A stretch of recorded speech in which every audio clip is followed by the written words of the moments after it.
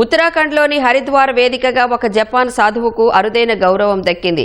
జపాన్కు చెందిన సాధువు ఆదిత్య నందగిరిని ప్రఖ్యాత హిందూ మఠం నిరంజని అఖాడాకు మహామండలేశ్వరుడిగా నియమించారు. ఓ కాలేజ్ ఆవరణలో వేద మంత్రోచ్చారణలతో జపాన్ సాధువుకు పట్టాభిషేక మహోత్సవం జరిపారు.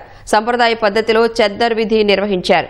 నిరంజని అఖాడాకు మహామండలేశ్వరుడిగా బాధ్యతలు స్వీకరించిన తర్వాత ఆయన పేరును స్వామి ఆదిత్యానందగిరిగా మార్చారు. ఈ కార్యక్రమానికి జపాన్ నుంచి 15 మంది శిష్యులు హాజరయ్యారు.